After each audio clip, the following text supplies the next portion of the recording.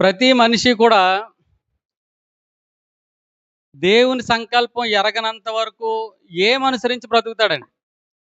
అంటే ఇప్పుడు దేవుడిని ఎరగలేదు, దేవుని తెలీదు, దేవుని సంకల్పం తెలీదు, దేవునికున్న ఆలోచన తెలీదు. దేన్ని ఆధారం చేసుకొని బ్రతుకుతాడండి? ఏ గుణాల్ని ఆయన సంపాదించుకుంటాడండి?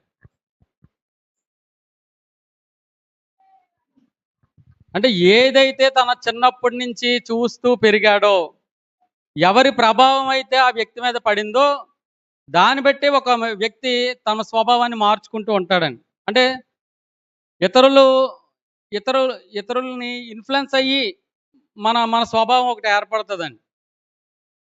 ఇప్పుడు మరి ప్రతి వ్యక్తికి ఒక్కొక్క స్వభావంతో బ్రతుకుతారండి. ఒక్కొక్క స్వభావాన్ని నేర్చుకుంటే ఆ స్వభావం లాగానే వాళ్ళ చుట్టూ ఉన్న పరిస్థితులు బట్టి అలాగే బ్రతుకుతారండి. సరే ఇప్పుడు దేవుని ఉద్దేశం భూమి మీద ఉన్న ప్రతి ఒక్క వ్యక్తి ఆయన్ని వెతకాలని కోరుకుంటున్నాడండి దేవుడు. ఆయన్ని తడవలాడి వెతికి ఆయన్ని కనుగోవాలి, నన్ను కనుగోవాలి, నేను సృష్టించిన నా ప్రజలు నన్ను తెలుసుకోవాలి అని దేవుడు కోరుకుంటున్నారండి. సరే ఒక వ్యక్తి తెలియనంత వరకు కూడా తన స్వభావాన్ని అనుసరించే జీవిస్తాడండి. ఏదైతే చిన్నప్పటి నుంచి ఇతరులు చూస్తున్నాడో, ఏదైతే చుట్టుపక్కల ఉన్న ప్రజలు బ్రతుకుతున్నారో వారిని బట్టే ఈయన స్వభావం కూడా దాని మీద డిపెండ్ అయ్యే బ్రతుకుతాడండి, ఆధారపడే బ్రతుకుతాడండి. ఇప్పుడు మరి దేవుని ఆలోచన, దేవుని స్వభావం తెలిసిన తర్వాత ఆ స్వభావం ఏమైనా మారాలంటారండి? అలాగే ఉండాలంటారా? మనకి చిన్నప్పటి నుంచి ఈ లోకం ఎలాంటి స్వభావాన్ని నేర్పించిందండి? దేవునికి ఇష్టమైన స్వభావాన్ని నేర్పించిందా? దేవునికి ఇష్టమైన గుణాలని మనలో ఏర్పడేలా నేర్పించిందా ఈ సమాజం? చిన్నప్పుడు తల్లిదండ్రులు నేర్పించారా దేవునికి ఇష్టమైన స్వభావాన్ని? మనకున్న స్నేహితులు నేర్పించారా దేవునికి ఇష్టమైన స్వభావాన్ని? మన చుట్టూ ఉండే ఆ ప్రజలు, మనం చేసే ఉద్యోగాల్లో ఉండే ప్రజలు మనకు నేర్పించారా దేవుని స్వభావాన్ని? ఎవరూ నేర్పించలేదండి. ఈ లోకంలో ఉన్న స్వభావం అంతా సాతాను మోసమే. అలాంటి స్వభావాన్నే నేర్చుకొని ప్రతి ఒక్క వ్యక్తి జీవిస్తున్నాడండి. మరి దేవుడు అర్థమైన తర్వాత తన స్వభావాన్ని మార్చుకోకుండా ఒక వ్యక్తి బ్రతికితే, దేవుడిని నేను నమ్మాను కానీ నా స్వభావం మార్చుకోను అంటే అది దేవుడు యాక్సెప్ట్ చేస్తారా? యాక్సెప్ట్ చేయరండి. ఈ మధ్య కాలంలో యూట్యూబ్‌లో ఒక వీడియో చూసానండి. కరుణాకర్ సుగ్న అనే ఒక వ్యక్తి అంటే క్రిస్టియానిటీ మీద యాంటీగా కొన్ని వీడియోస్ చేస్తుంటాడండి. ఆ చిన్న సీన్ చూసానండి. ఆయనేమో ఏదో షార్ట్ ఫిల్మ్ తీసినట్టు ఉన్నారు. ఒక పాస్టర్‌ని ఎదురుగా కూర్చోబెట్టి నేను ఈ వ్యక్తిని చంపేస్తాను, మీ యేసుప్రభుని నమ్ముకుంటాను, పరలోకం వెళ్ళిపోతానా అని అడుగుతాడండి. ఆ పాస్టర్ వెంటనే భయపడిపోతుంటాడంటండి, ఏం చెప్పాలో తెలియక. పరలోకం వెళ్ళిపోతాడా? కేవలం నమ్మేసుకుంటే వెళ్ళిపోడండి. ఆయన మనసు మారితే వెళ్తాడండి, ఆ స్వభావం మారితే వెళ్తాడండి. అలాంటే తెలియక అజ్ఞానంతో అలాంటివి తీసుకుంటారండి, అలాంటి సినిమాలు తీసుకుంటారు. ఇప్పుడు బైబిల్లో ఉన్న సారం అంతా ఏంటండి? దేవుడు బలిని అర్పించమన్నాడు, కేవలం బలిని కోరాడా, మారు మనసు కోరాడండి? మారు మనసు కోరాడు తప్ప కేవలం నన్ను నమ్మేస్తే చాలు, ఆరాధనకు వచ్చేస్తే చాలు, ఆయన మొక్కేసి వెళ్ళిపోతే చాలు అనుకుంటున్నారండి. ఆయన మొక్కేసి వెళ్ళిపోతే చాలు అనుకుంటే, మనకి పాత నిబంధనలో ఏలీ కుమారులు ఉన్నారండి. ఏలీ కుమారులు యెహోవాని తెలిసిన వారా, తెలియని వారండి? యెహోవా తెలుసు. దేవుని మందిరంలోనే దేవుని సేవే చేస్తున్నారు. యెహోవా నామంలోనే ప్రార్థనలు చేస్తున్నారు, యెహోవా నామంలోనే పాటలు పాడుతున్నారు. కానీ దేవుడేమన్నారండి? యెహోవానైనను ఆయన నామాన్నైనను ఎరగని వారు అన్నారండి. అదేంటి? దేవుడు తెలుసు కదా. దేవుని పేరు యెహోవా అని తెలుసా లేదండి ఏలీ కుమారులకి? తెలుసండి. కానీ ఎందుకు దేవుడు యెహోవానైనను ఆయన నామాన్నైనా ఎరగని వారని దేవుడు ఎందుకు అంటున్నాడు? కేవలం తెలుసుకున్నారు అంతే తప్ప వాళ్ళ స్వభావాన్ని మార్చుకోలేదండి. ఆయనకి ఇష్టంగా బ్రతకాలనే విషయం వాళ్ళకి తెలియదండి. కాబట్టి దేవుడు వాళ్ళ విషయంలో నిర్ణయం తీసుకున్నాడంటండి, నేను చంపదలిచాను వారిని. ఏలీ చెప్పాడండి, కానీ చెప్పాల్సినంతగా తమ కుమారులకు చెప్పలేదండి, గట్టిగా చెప్పలేదండి. మీరు దేవుని సేవ చేయడం మానేయండి, ఇలాంటివి చేస్తూ చేయొద్దని చెప్పలేదండి, మీరు మార్చుకోండి అని చెప్పాడు, అంతేనండి. కాబట్టి దేవుడు వాళ్ళ విషయంలో నిర్ణయం తీసుకున్నాడండి. దేవుడు ఎప్పుడు కూడా నువ్వు ఎలా బ్రతికినా పర్లేదు, నా సన్నిధికి వస్తే చాలు అని ఎప్పుడు కోరుకోలేదండి. ఈ మధ్య ఇలాంటి సినిమాలు ఎక్కువైపోతున్నాయండి. క్రిస్టియానిటీ అంటే వ్యతిరేకత ఉన్నోళ్ళు, నేను చంపేస్తాను, యేసుప్రభు నమ్ముకుంటా పరలోకం వెళ్ళిపోతానా అంటే దేవుడు ఎప్పుడు కూడా మారు మనసే కోరారండి. అలాంటివి బైబిల్లో ఎంతోమంది తమ స్వభావాన్ని మార్చుకోలేని వాళ్ళు ఉన్నారండి. ఆ స్వభావం మార్చుకోలేని వాళ్ళలో ఒక వ్యక్తి ఈ గారడి సీమోన్ అండి. ఆ గారడి సీమోన్ గురించి చదివినప్పుడు ఆయన చూద్దాం, ఆయన పాత జీవితం ఒకసారి ఎలా ఉందో చూద్దామండి. చూసే ముందు మనకి ఈ సందర్భం తెలియాలి కదండి. ఆ సందర్భం ఏంటంటే, ఇప్పుడు యేసుప్రభు వారు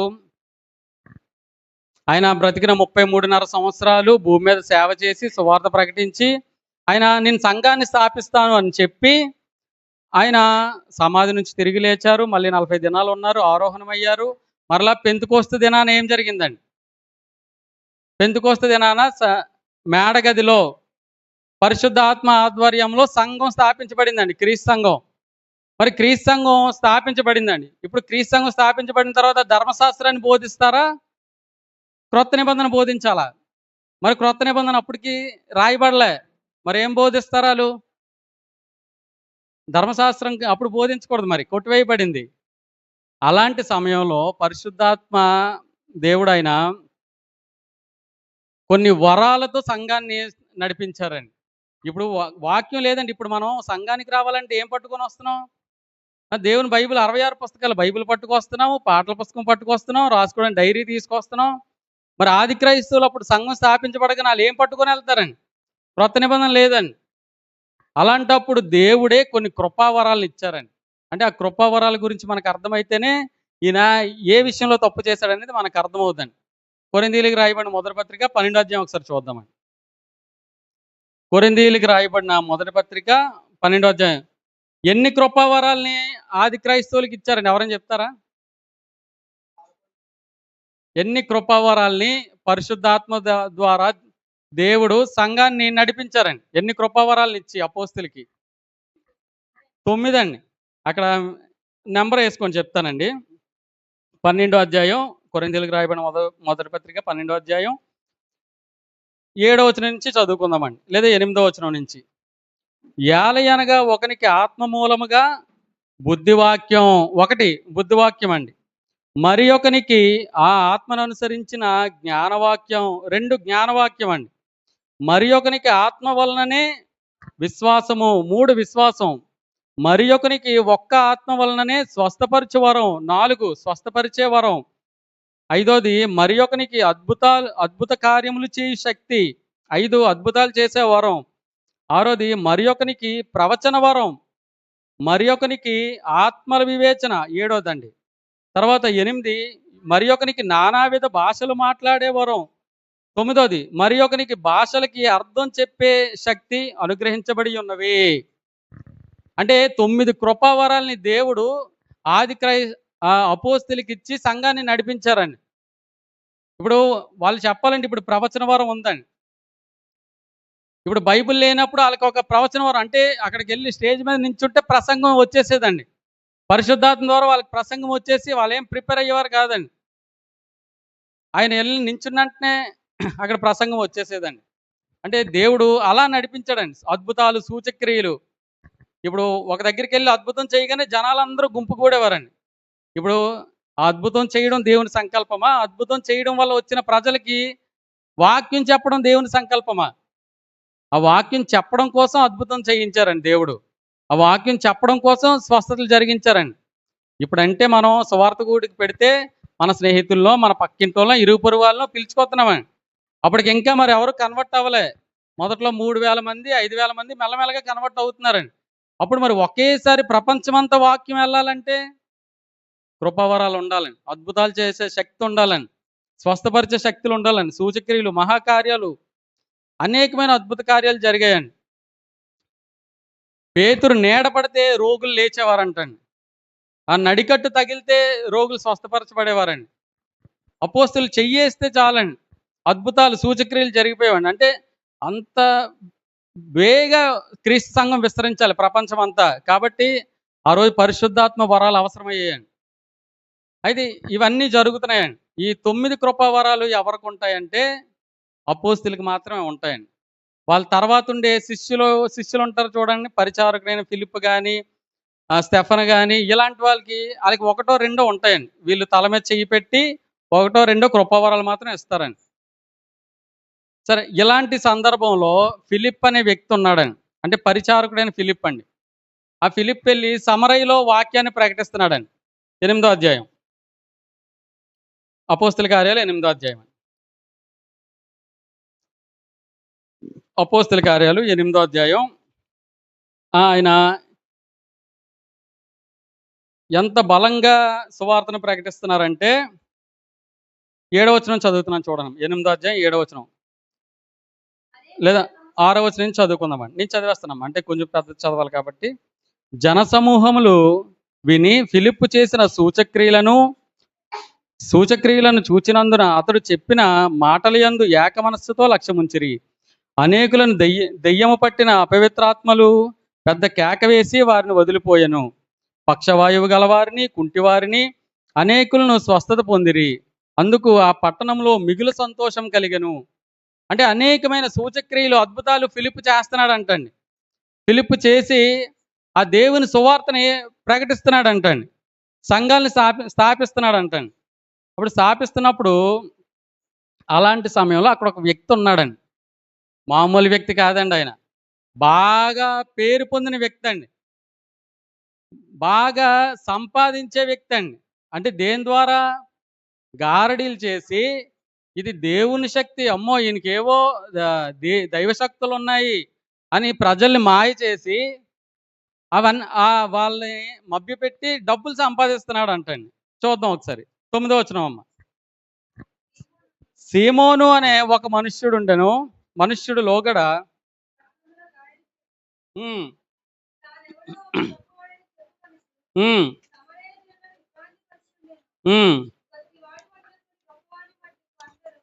కొద్దివాడు మొదలుకొని గొప్పవాడి వరకు అందరూ దేవుని మహాశక్తి అనబడినవాడు ఇతడే అతన్ని లక్ష్య పెట్టారంటండి. అంటే ఇప్పుడు ఈ గారడి సీమోను, గారడి అంటే ఏంటండి? అంటే ఏదో మోసం ఉంది. ఇప్పుడు వాళ్ళు ఏమనుకున్నారండి? ఇది దైవశక్తి అనుకున్నారండి. పోనీ మ్యాజిక్ అంటే ఈరోజు మ్యాజిక్ షో చేస్తే మనం ఆనందపడతామా? అమ్మో ఇది దేవుని శక్తి అనుకుంటామా?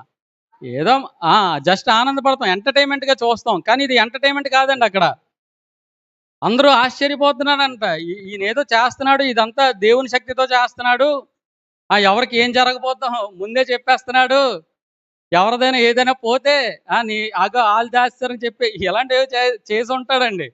వీళ్ళు ఏమనుకుంటున్నారండి? ఈ రోజు కూడా కనపడతారు కదండి. పలానా ఆయన దగ్గరికి తీసుకెళ్తాను, మీది ఏదైనా పోయిందా, ఆయన ఎవరు తీస్తారో చెప్పేస్తాడంటండి. అక్కడికి వెళ్ళిన తర్వాత మీ వాళ్ళే తీసారని మాట అంటాడండి. వీళ్ళు కొట్టుకు సత్తారండి. ఆడికి తెలీదు, వీళ్ళకి తెలీదు, ఏదో చెప్పేస్తాడు అంతే. అంటే అలాంటి పని ఏదో చేస్తున్నాడండి. ఇప్పుడు గారడి సీమోను పాత స్వభావం రాసుకుందామండి. ఈయన పాత స్వభావం.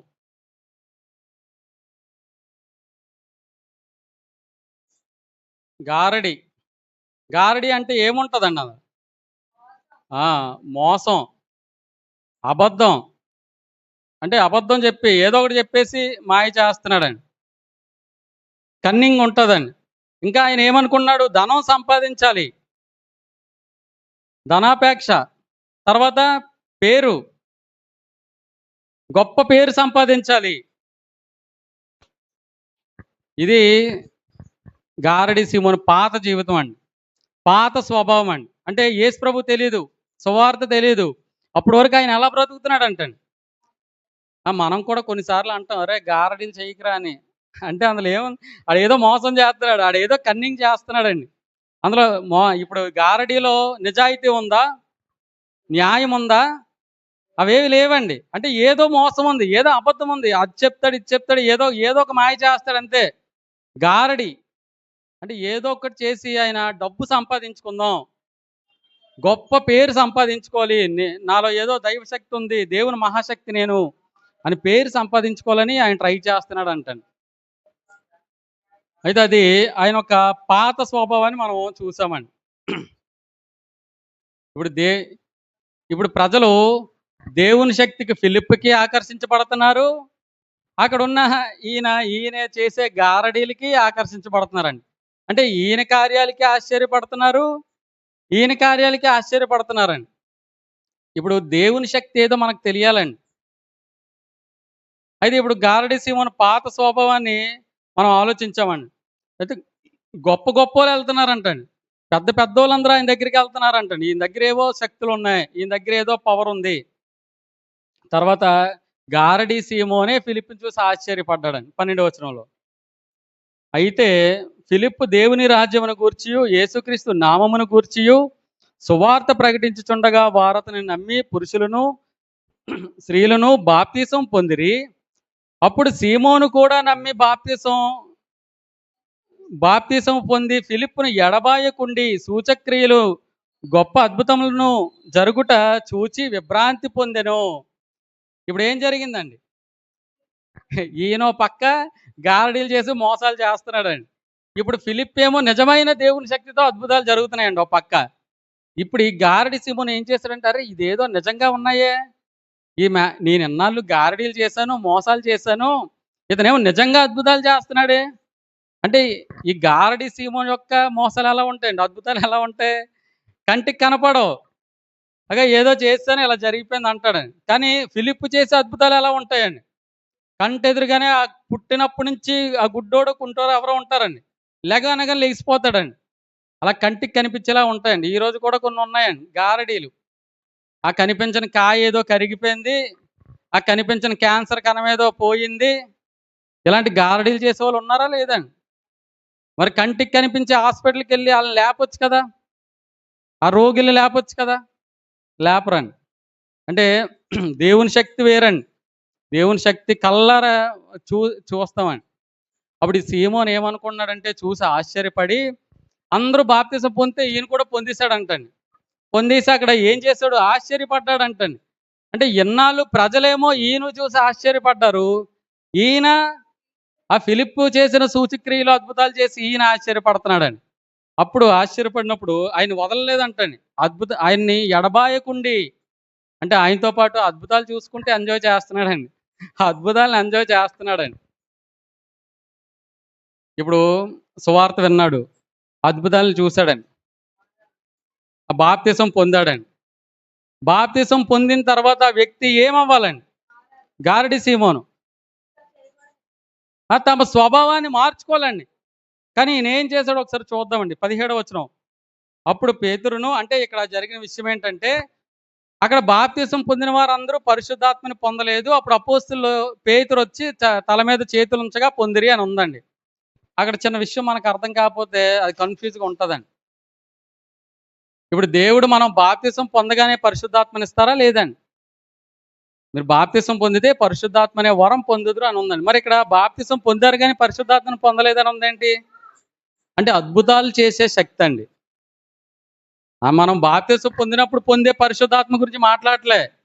అద్భుతాలు చేసే శక్తి అంటే 9 కృపావరాలు ఉన్నాయి కదండీ! ఆ కృపావరాల గురించి సంబంధించిన విషయం అండి అది. అయితే ఇప్పుడు పేతురొచ్చి ఆళ్ళ మీద చేతులుంచగానే వాళ్ళకి కూడా 1, 2 కృపావరాలు ఉంటాయండి. అంటే ఎవరో ఒకళ్ళకి అద్భుతాలు చేసే శక్తి కావచ్చు, ఒకళ్ళకి భాషలు మాట్లాడే శక్తి కావచ్చు, ఒకళ్ళకి భాషలకు అర్థం చెప్పే శక్తి కావచ్చు. ఏదో ఒక వరాన్ని ఈళ్ళిస్తారండి. మరి ఫిలిప్ ఇవ్వచ్చు కదా! ఫిలిప్ ఇవ్వచ్చు కదండీ! ఫిలిప్‌కి ఆ శక్తి లేదండి.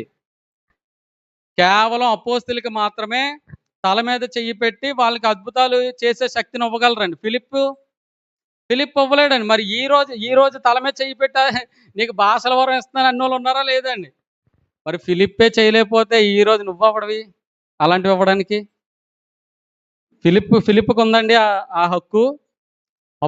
కేవలం అపోస్తలుకి మాత్రమే ఆ అర్హత ఉంది. ఈరోజు ఎవరు పడితే ఆళ్ళు వచ్చేసి తల మీద చెయ్యి పెట్టి నీకు భాషల వరం ఇచ్చేస్తున్నాను, నీకు అద్భుతాలు చేసే వరం ఇచ్చేస్తున్నాను, నీకు ప్రవచన వరం ఇచ్చేస్తున్నాను అనేవాళ్ళు ఉన్నారా? లేదండి. మరి ఫిలిప్ ఎందుకు చేయలేదు? ఫిలిప్‌కి అధికారం లేదండి. కేవలం అపోస్తలుకి మాత్రమే ఇచ్చాడండి. ఆ విషయం మనకు తెలియకపోతే ఈరోజు ఎవడో వచ్చి మన తల మీద చెయ్యి పెడితే తప్ప మనకి అద్భుతం జరగదనుకుంటామండి. మనకు అద్భుతం బాగా రోగంతో ఉన్నాం. స్వస్థత కావాలి. ఇంట్లోకి వెళ్ళి గదిలోకి వెళ్ళి తలుపేసుకొని నాయనా స్వస్థపరచు అంటే దేవుడు స్వస్థపరచడా? నాలాంటోడు వచ్చి తల మీద చెయ్యేసి ప్రార్థన చేయాలండి. దేవుడు మారు మనసు పొందితే ఎవరి మొరైనా వింటాడండి. అంతే తప్ప ఈరోజు నాకు కృపావరాలు ఉన్నాయి, ఇగో నా కృపావరాలు నీకు ఇస్తున్నాను. నేను డినామినేషన్లో ఉన్నప్పుడు నాకు భాషల వరం ఇస్తానని అభిషేకించారండి నూనెతో. నాకేమో రావట్లేదు, వీళ్ళకి నాకు ఎందుకు రావట్లేదు అనుకుంటున్నాను నేను. తర్వాత తెలిసింది ఇదంతా మోసం అని. అంటే అప్పుడు పేతురు వచ్చి వాళ్ళకి ఈ వరాలను ఇచ్చారండి, అద్భుతాలు చేసే వరాల్ని. అది ఎవరు చూశారు చూద్దామండి. ఇప్పుడు 9వ వచనం, ఎన్నో వచనం అమ్మా? 12వ వచనం, 17వ వచనం. అప్పుడు పేతురును యోహానును వారి మీద చేతులుంచగా పరిశుద్ధాత్మను పొందిరి. ఫిలిప్ చేతులుంచితే అవ్వదండి, కేవలం అపోస్తులు మాత్రమే. అపోస్తులు చేతులుంచడం వలన పరిశుద్ధాత్మ అనుగ్రహింపబడినని చూచి సీమోన్ చూశాడంటండి ఈ విషయం. చూసి సీమోన్ ఏమంటున్నాడు? వారి ఎదుట ద్రవ్యము పెట్టి నేను ఎవడి మీద చేతులుంచుదునో వాడు పరిశుద్ధాత్మ పొందినట్లు ఈ అధికారం నాకు ఈడని అడిగాను. ఈయన బాధ ఏంటండి? ఇప్పుడు వీళ్ళేమో తల మీద చెయ్యగానే వీళ్ళకి అద్భుత వరాలు వచ్చేస్తున్నాయి. ఇదేదో బాగుందే, ఇగో మీకు ఈ డబ్బు ఇస్తాను, నాకు కూడా ఇలాంటి శక్తి ఇవ్వండి, నేను కూడా ఎవరి మీద చెయ్యేస్తే వాళ్ళకి అద్భుతాలు చేసే శక్తి ఇవ్వాలి, సూచక్రియలు చేసే శక్తి వచ్చేలాగా ఇగో ఈ ధనం తీసుకొని నాకు కూడా ఇవ్వండి అన్నాడండి. అంటే ఇప్పుడు ఈయన ఇక్కడ ఏం కనపరుస్తున్నాడండి? ఇప్పుడు బాప్తిసం పొందక ముందు ఈయన స్వభావం ఎలాంటిది? మోసం చేసి డబ్బు సంపాదించాలి, గారడీలు చేసి నేను గొప్పవాడిని అనిపించుకోవాలి. ఇప్పుడు మరి బాప్తిసం పొందిన తర్వాత ఒక మనిషి మార్పు ఉండాలా లేదండి? ఆ పాత స్వభావాన్ని విడిచిపెట్టాలా లేదండి? మరి ఈయన ఏం కనపరిచాడండి? ఈ పాత స్వభావాన్ని కనపరిచాడండి. మళ్ళీ బాప్తిసం అయిన తర్వాత ముందు ఏ స్వభావం అయితే ఉందో అదే స్వభావాన్ని మళ్ళా కనపరుస్తున్నాడు. నేను మీకు ద్రవ్యం ఇస్తాను, నేను మీకు డబ్బులు ఇస్తాను, నాకు ఆ వరం కావాలి, నేను ఎవరి మీద చేతులు ఉంచితే వాళ్ళకి అద్భుతాలు చేసే వరం వచ్చేది. ఎందుకు ఈయనకి? డబ్బు సంపాదించడానికి, పేరు సంపాదించడానికి. అంటే బాప్తిజం పొందాక కూడా ఆయన స్వభావం మారలేదండి. మరొక వ్యక్తి బాప్తిజం పొందాక స్వభావాన్ని మార్చుకోవాలా లేదండి? దేవుడు నువ్వు నన్ను నమ్మావు కదా, నీ స్వభావం మార్చుకోపోయినా పర్లేదు అనుకున్నారు. అక్కడ పేతురు గర్దించాడండి. అక్కడ తర్వాత అందుకు పేతురు నీవు ద్రవ్యమిచ్చి దేవుని వరమును సంపాదించుకుందువని తలంచుకునినందున నీ వెండి నీతో కూడా నశించునుగాక. నీ హృదయం దేవుని ఎదుట సరైనది కాదు. ఈ కార్యమందు నీకు అసలు పాలు పంపులే లేవు ఇంకా. కాబట్టి నీ చెడుతనం మానుకొని, 1 నీ చెడుతనం మానుకో, 2 మారు మనస్సు పొంది, 3 ప్రభువును వేడుకొనుము. 3 విషయాలు చెప్పారండి. నీ హృదయం సరిగ్గా లేదు, నీ స్వభావం మారలేదు, కాబట్టి ఈయన ఏం చేయాలంటండి? 1 నీ చెడుతనం మానుకో, 2 నువ్వు మారు మనస్సు పొందు, 3 నువ్వు ప్రభువును వేడుకో. ఎందుకు? నీ హృదయం సరిగా లేదు దేవుని ఎడల. నువ్వు బాప్తిసం పొందినా కూడా ఆ పాత స్వభావాన్ని కనపరుస్తున్నావు. ఆ పాత స్వభావమే ఇంకా నీలో చచ్చిపోలే. ఒక వ్యక్తి బాప్తిసం పొందినప్పుడు, ఇప్పుడు బాప్తిసంలో ఏం జరుగుతుందండి?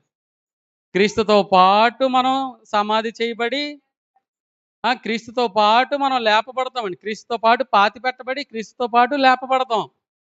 మరి ఇప్పుడు ఒక చనిపోయిన వ్యక్తి మరలా కొత్త మనిషిగా లెగుస్తున్నాడండి.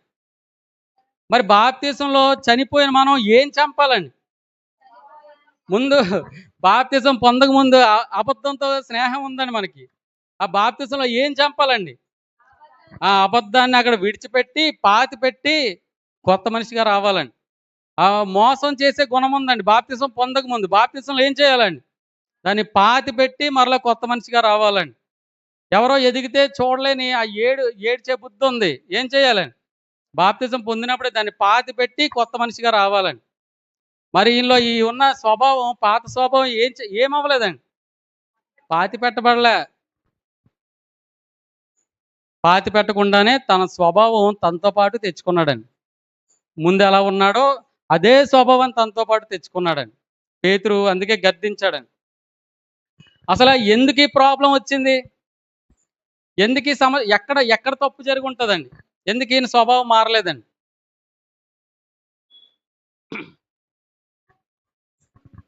మనమేమైనా ఆలోచించగలమా? అంటే ఎక్కడ ఏ విషయంలో తప్పు జరిగింది ఈ స్వభావం మారిపోవడానికి? ఆయన దేనికోసం బాప్తిసం పొందాడండి అక్కడ? ఆ! సూచక్రియలు చేసి పొందాడండి. అద్భుతాలు చేసి పొందాడు. అద్భుతాలు చూసి ఇవేవో బాగున్నాయే, నాకన్నా గొప్ప అద్భుతాలు చేస్తున్నాడు ఈయన. అంటే ఆ అద్భుతాలని చూసి బాప్తిసం పొందినోడండి. ఇప్పుడు బాప్తిసం ఎందుకు పొందాలండి?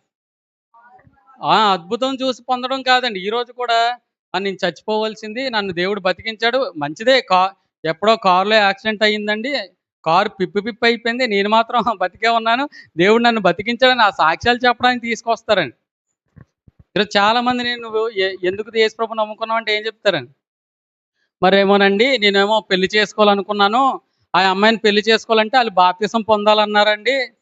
మరి బాప్తిసం పొందకపోతే పెళ్లి చేయనన్నారండి. అందుకే పొందేశానండి. మరి నువ్వెందుకు పొందావమ్మంటే మరికొందరైతే మరి మా పిల్లలు మమ్మల్ని చూసుకోవట్లేదండి. మాకంటూ ఎవరూ లేరు. ఆ సంఘానికెళ్తే సమాధి కార్యక్రమం అంతా ఆలే చేసుకుంటారు కదండీ! అందుకని బాప్తిసం పొందానండి. అంటే చాలా రకాలుగా డబ్బులిస్తారని బాప్తిసం పొందినోళ్ళు ఉన్నారండి. అంటే కన్వర్షన్‌లోనే ప్రాబ్లమ్ ఉందండి గారడీ సీమోన్‌కి. నేను దేవుని పోలికలో బ్రతకాలి. ఇన్నాళ్ళు నేను దేవునికి దూరస్తుడిగా, చచ్చినవాడిగా, దేవునికి అవిధేయుడిగా బ్రతికాను. నా జీవితాన్ని మార్చుకొని బ్రతుకుతాననే ఉద్దేశంతో కన్వర్ట్ అవ్వలేదండి. అలాంటి ఉద్దేశంతో బాప్తిసం పొందలేదండి. ఆ అద్భుతాల మీద దృష్టి పెట్టాడండి. అద్భుతాలు చూసి ఇవేవో బాగున్నదే, ఈ అద్భుతం ఈయన దగ్గరికి వస్తే అద్భుతాలు జరుగుతాయి అని చూసి కన్వర్ట్ అయ్యాడండి. ఈ రోజుకి కూడా చాలామంది అద్భుతాల మీద ఫోకస్ చేసేవాళ్ళు ఉన్నారా లేరండి? అక్కడ అవి అద్భుతాలు కూడా కాదు. ఆడేదో పేరు పెట్టి పిలుస్తాడంట. అక్కడికెళ్ళిపోతారు. అదేమన్నా అద్భుతం అసల? అక్కడ అద్భుతం కూడా లేదు. ఆడెవడో టచ్ అనగానే పడిపోతారు. గిలగిల గిలగిల కొట్టేసుకొని పడిపోతారండి. అది అద్భుతమా? అద్భుతం కూడా కాదు. ఇప్పుడు అలాంటివి ఎక్కువ ప్రభావితం చేస్తున్నాయా లేదండి? అలాంటివి ఎక్కువ ప్రభావితం చేస్తున్నాయి. అంటే మనం భౌతికమైన కనిపించే ఆ అద్భుతాలనే నమ్ముతున్నామండి. మన జీవితంలో కనిపించని ఆత్మ సంబంధమైన అద్భుతాలు ఏమైనా ఉన్నాయా?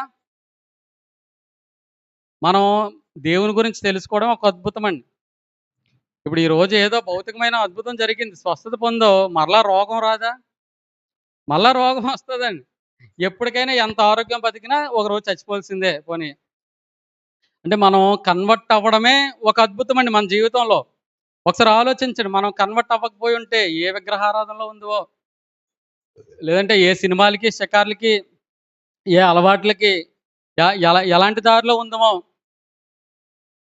మీ పిల్లలు రక్షింపబడడం మీ జీవితంలో అద్భుతం కాదా అండి? ఎంతమంది పిల్లలు పాడైపోయిన వాళ్ళు ఉన్నారండి.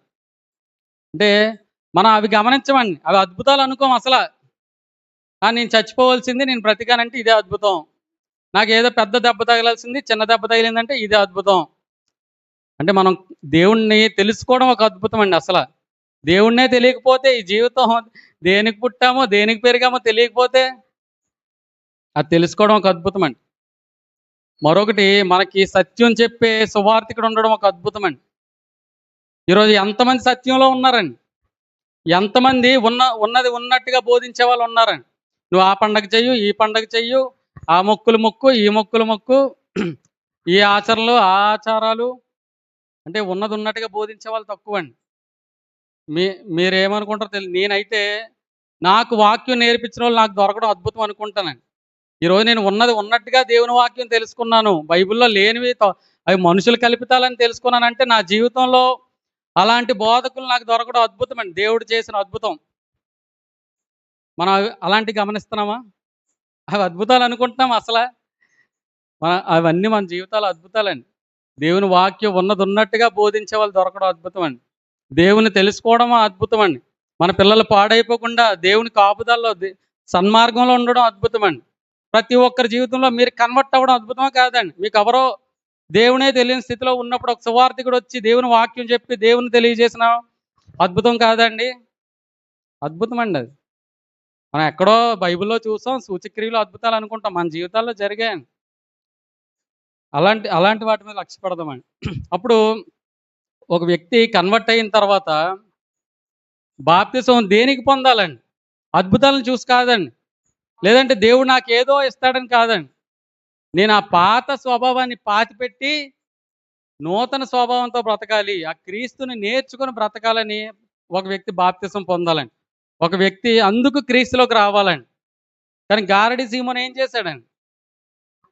ఆయన కన్వర్షన్‌లోనే ప్రాబ్లమ్. పాత స్వభావాన్ని తీసుకొని వచ్చాడండి.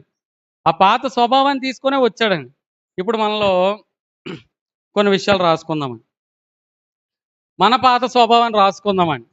ఇప్పుడు ఇది గారడి సింహం అని అనుకున్నాం కదా! మనవి.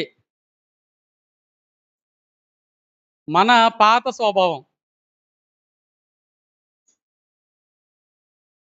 చెప్పండి ఒక్కొక్కటి. ఒక్కొక్కటి చెప్పండి. అబద్ధం ఉందండి మనకు ముందు? అబద్ధంతో బ్రతికామా? మోసం, అన్యాయం, తర్వాత ఇంకా ద్వేషం. బాప్తిసం ముందు ద్వేషం ఉందండి. కోపం ఉందండి మనలో బాప్తిసం పొందక ముందు. ఇంకా గర్వం, ఓర్వలేనితనం, ఇంకా ఇంకా చాలా రాసుకోవచ్చండి. ఇప్పుడు మరి బాప్తిసం పొందినప్పుడు ఆ స్వభావాన్ని ఏం చేయాలండి? సమాధి చేసేయాలండి. మునిగినప్పుడు అందులో సమాధి చేసి కొత్త మనిషిగా బయటికి రావాలండి. ఆ దేవుడు ఎక్కడైనా తెలియజేశారా? కొరింథీయులకు రాయబడిన మొదటి పత్రిక ఒకసారి చూద్దామండి.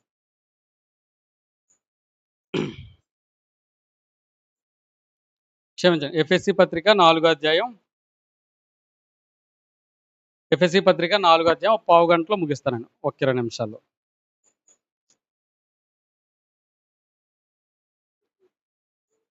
22వ వచనం.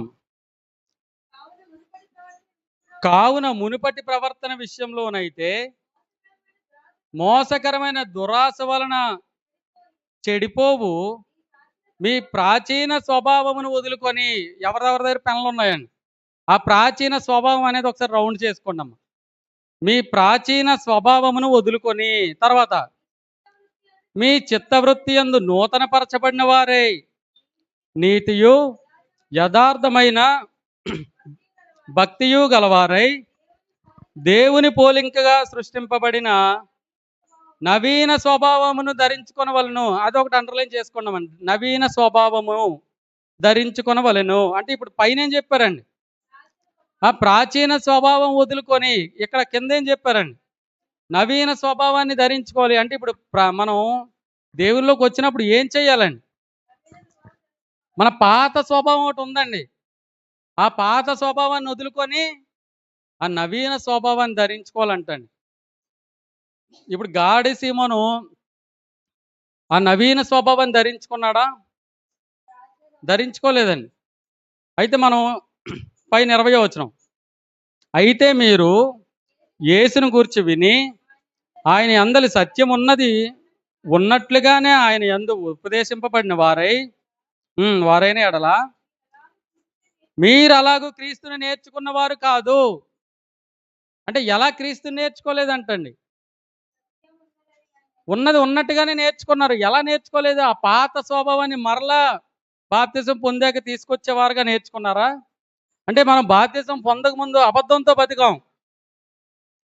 యేసుప్రభు నమ్ముకున్న తర్వాత కూడా యేసుప్రభుని అబద్ధంతోనే బ్రతకమని నేర్చుకున్నామా? ఇప్పుడు బాప్తిసం పొందిన తర్వాత ఈ అబద్ధాన్ని ఏం చేయాలండి? ముందంతా మనకి ఎలా ఉంటుందంటే, లోకం ఏం నేర్పించిందండి? అబద్ధం ఆడపోతే ఎలా బతుకుతావురా? అబద్ధం ఆడకుండా వ్యాపారం ఎలా చేస్తావు? ఎలా సంపాదిస్తావు? లోకం నేర్పించిందా లేదండి? ఆ స్వభావాన్ని ఏం చేయాలంటండి?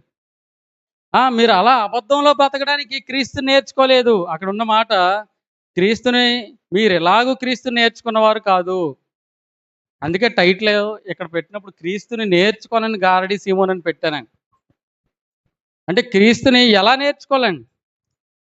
ఆయన ఎలాంటి గుణాలు అయితే ఉన్నాయో ఆ గుణాలను నేర్చుకోవడానికి బాప్తిసం పొందాలండి. ఆ గుణాలను నేర్చుకోవడానికి దేవునిలోకి రావాలండి. అబద్ధంతో బతకడానికి క్రీస్తు నేర్చుకున్నామా? ఇంకా మోసాలు చేసుకుంటూ బ్రతకడానికి క్రీస్తు నేర్చుకున్నామా? బాప్తిసం పొందాం, ఇంకా అన్యాయంగా బ్రతకడానికే క్రీస్తు నేర్చుకున్నామా? అలాగే క్రీస్తు నేర్చుకున్నామండి. క్రీస్తు అదే మాదిరి మనకు చూపించారా? కాబట్టి అలా క్రీస్తుని మీరు నేర్చుకోలేదు.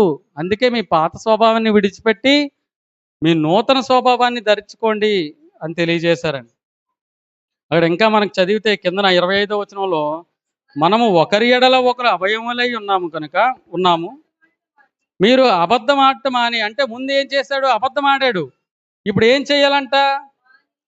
మాని ప్రతివాడును తన పొరుగువానితో సత్యమే మాట్లాడవలను. అంటే ముందు అబద్ధం మాట్లాడో, మరి ఆ స్వభావాన్ని ఎలా మార్చాలంటండి? సత్యమే మాట్లాడాలంటండి.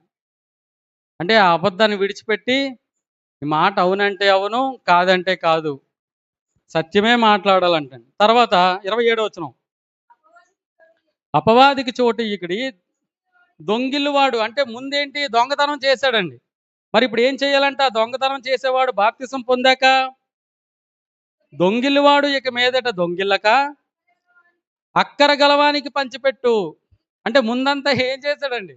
దోచుకున్నాడు. దోచుకున్నాడు. మరి ఇప్పుడు బాప్తిసం పొందాక ఏం చేయాలంటండి?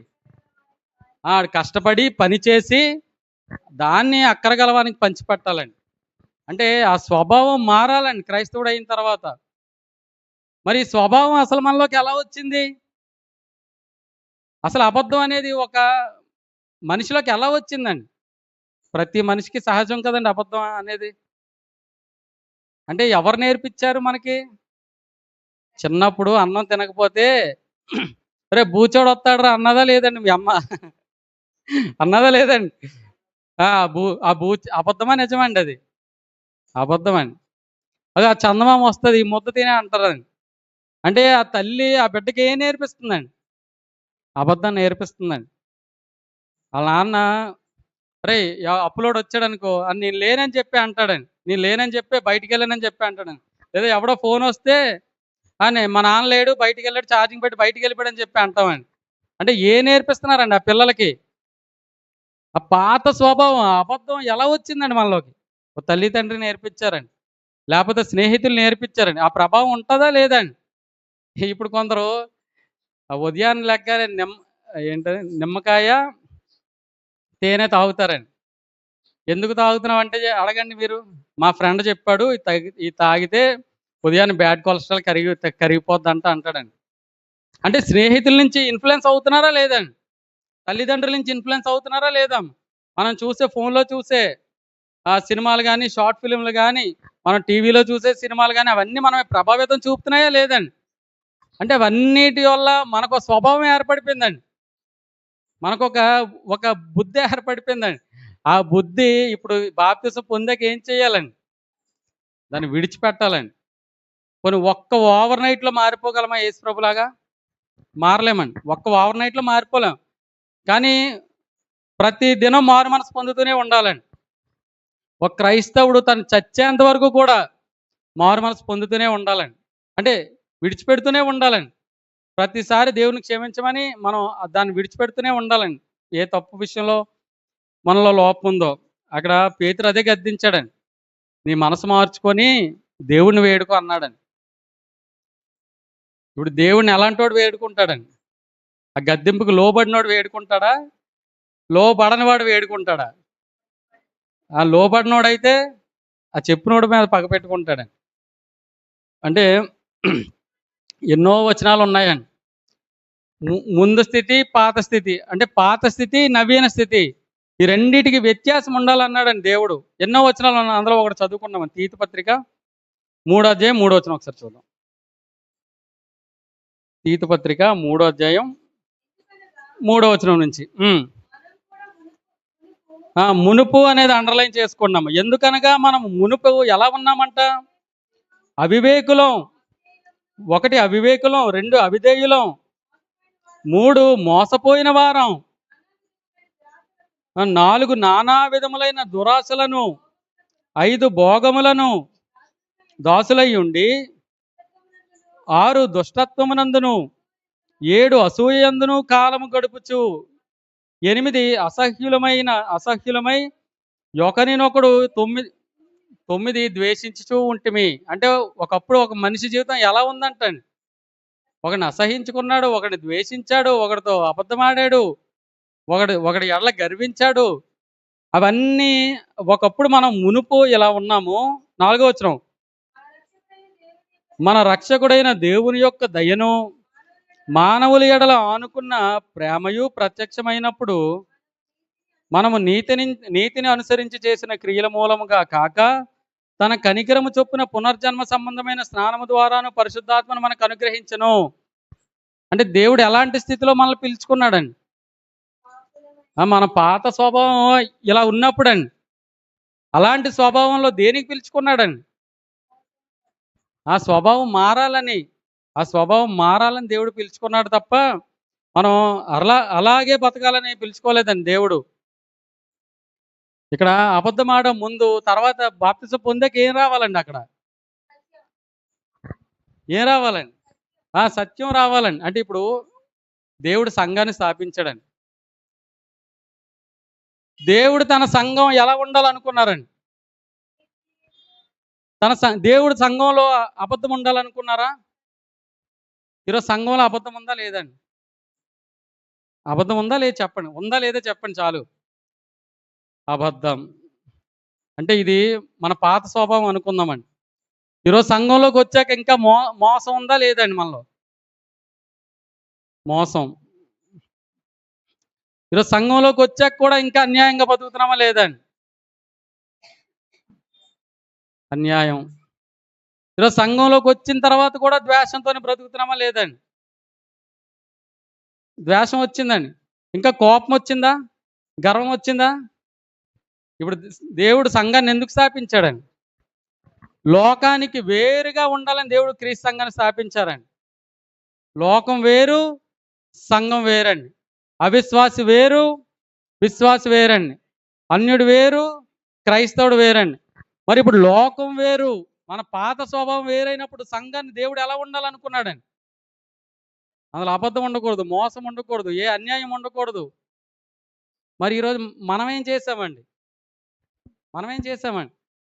దేవుడు తన పరిశుద్ధమైన సంఘాన్ని స్థాపిస్తే ఆ సంఘంలోకి ఏం తీసుకొచ్చామండి? ఆ అబద్ధం తీసుకొచ్చామండి, ఆ మోసం తీసుకొచ్చామండి, ఆ అన్యాయం తీసుకొచ్చామండి, ద్వేషం, కోపం, గర్వం, ధనాపేక్ష, అవన్నీ ఈరోజు సంఘంలోకి తీసుకొచ్చామా లేదండి? దేవుడు ఎలా ఉండాలనుకున్నాడండి క్రీస్తు సంఘాన్ని? అవేవి లేనటువంటి సంఘంగా ఉండాలనుకున్నాడండి. కానీ మనందరం ఏం చేసామంటే ఆ లోకంలో ఉన్నదంతా సంఘంలోకి తీసుకొచ్చామండి. ఇప్పటి వరకు గారడి సీమోను గురించి విని మనం ఏమనుకుంటామంటే, బుద్ధి లేనోడు బాప్తిసం పొందిన మారాలా లేదా? మారకుండా అలాగే బతికాడు బాప్తిసం పొందిన తర్వాత కూడా అనుకుంటున్నామండి గారడి సీమోను గురించి. మరి మనం ఆ పాత స్వభావం ముందేదో ఉంది మనకి, మరి సంఘంలోకి అదే తీసుకొచ్చామా విడిచిపెట్టామండి? ఆ గారడి సీమోనేనా? మనం కూడా అలాగే ఉన్నామండి. మన స్వభావం కూడా మార్చుకోలేనట్టే. ఆ క్రీస్తుని నేర్చుకోనని గారడి సీమోనండి. మరి ఈరోజు మనం ఎంత నేర్చుకుంటున్నామండి యేసుప్రభు గురించి? దేవుడు ఇప్పుడు ఒక వ్యక్తి బాప్తిసం పొందినప్పుడు ఏమైనా మార్పులు ఏమైనా కనపడతాయండి ఆ వ్యక్తిలో చూడడానికి? ఆ శరీరం ఏమైనా మారిపోద్దా? ఆ రంగు ఏదైనా మారిపోద్దా? ఎలా ఉంటాడో అలాగే ఉంటాడండి బాప్తిసం పొందాక కూడా.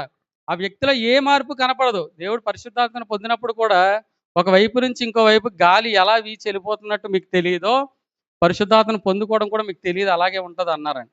మరి ఒక వ్యక్తి బాప్తిజం పొందినప్పుడు ఏ మార్పు మనకు శారీరకంగా కనపడదండి. మరి ఆ స్వభావం, పాత స్వభావం ఒకటి ఉంది మనలో. అప్పటి వరకు అబద్ధంతోనే ఒక 10-20 సంవత్సరాలు గడిపాం.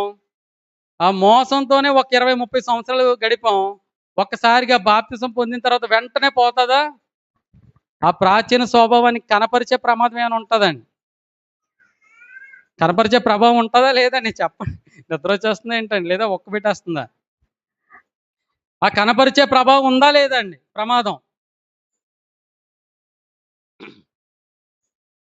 ఉందండి. ఇప్పుడు క్రైస్తవుని జీవితం ఏంటి? ఒక పోరాటం అండి.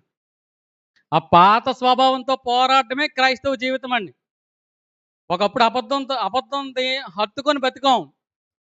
ఇప్పుడు అబద్ధంతో పోరాడడం క్రైస్తవ జీవితం అండి. ఒకప్పుడు మోసం చేసి సంపాదించుకొని బతకడం ఆనందం. మరి బాప్తిజం పొందిన తర్వాత దాంతో పోరాడడం క్రైస్తవ జీవితం అండి. దేవుడు ఆ స్వభావాన్ని తీసాడండి. బాప్తిజం పొందినప్పుడు ఆ స్వభావాన్ని తీసాడండి దేవుడు. నీ పాపాలు క్షమిస్తాడంతే. ఆ స్వభావాన్ని మార్చుకోవాల్సిన పని ఎవరిదండి? మనది. అందుకే క్రైస్తవ జీవితం ఒక పోరాటం అన్నారండి. పాత స్వభావంతో పోరాటమే ఒక క్రైస్తవుని జీవితం అండి. దాన్ని మరలా మనం తీసుకొని సంఘంలో దాంతోనే గడపకూడదండి. దేవుడు తన సంఘం పరిశుద్ధంగా ఉండాలనుకున్నాడండి. ఎలాంటి మచ్చ, కళంకం ఇవేవీ లేని సంఘంగా ఉండాలనుకున్నాడండి దేవుడు. మరి ఈరోజు గారడి సీమోను పేతురు గద్దించాడండి. నీ మనసు సరిగా లేదు. నువ్వు మారు మనసు పొందు. నువ్వు ద్రవ్యమే మళ్ళా నువ్వు ముందు ఎలాగ డబ్బులు సంపాదించాలనుకున్నావు, దేవుని వరాన్ని కూడా కొని నువ్వు డబ్బులు సంపాదించాలనుకుంటున్నావు. కాబట్టి నువ్వు మారు మనసు పొందు అన్నప్పుడు ఈయన ఏ మాట మాట్లాడారో చదువుకొని ముగించేసుకుందామండి. లాస్ట్ మాట అపోస్తల కార్యాలు 8వ అధ్యాయంకి వచ్చేద్దామండి మళ్ళీ.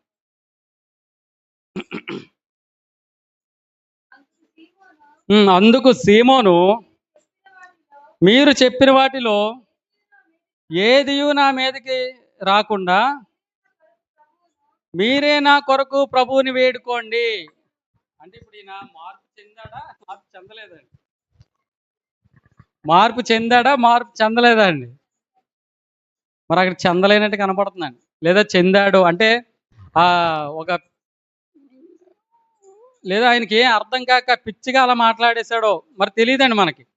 ఆ తర్వాత ఇంకెక్కడా కూడా ఆ గారడి సీమోన్ జీవితం కనపడదండి.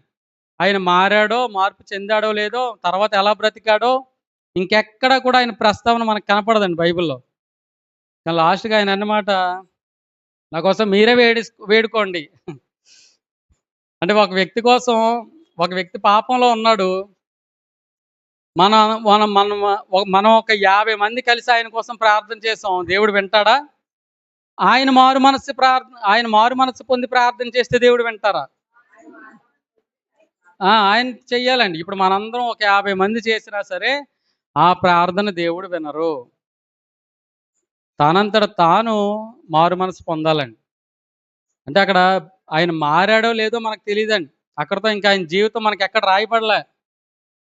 ఆ మాట ఆయనకు ఉద్దేశం ఏంటో కూడా మనకు తెలియదండి. మార్పు చెంది అన్నాడో లేదో, ఏ అర్థం కాక అన్నాడో మనకు తెలియదండి. కానీ తన స్వభావాన్ని ఏం చేశాడండి? బాప్తిసం పొందాక కూడా కనపరిచాడండి. తన పాత స్వభావాన్ని మరలా జీవితంలో కనపరిచాడండి. మరి ఈరోజు మన పాత స్వభావాన్ని బాప్తిసం పొందాక కనపరుస్తున్నామా? పోరాడుతున్నామా దాంతో? పోరాడాలండి. ఒక క్రైస్తవుని జీవితం ఆ పాత స్వభావంతో పోరాటమే. ఎన్నో సంవత్సరాలు మనకి ఆ స్వభావంతో అనుబంధం ఉంది. ఒక్కసారిగా మనం పోగొట్టాలంటే పోగొట్టలేమండి. కానీ దాంతో పోరాడాలండి. ఆ పోరాటమే క్రైస్తవుని జీవితం అండి. కాబట్టి ఇలాంటి అనేక విషయాల్ని గారడి సీమోన్ జీవితం నుంచి మనం ఆలోచించగలం. ఇప్పటి వరకు నాకు సహకరించిన అందరికీ వందనాలు తెలియజేసుకుంటూ నా మాటలు ఇంతటితో నేను ముగించుకుంటున్నానండి.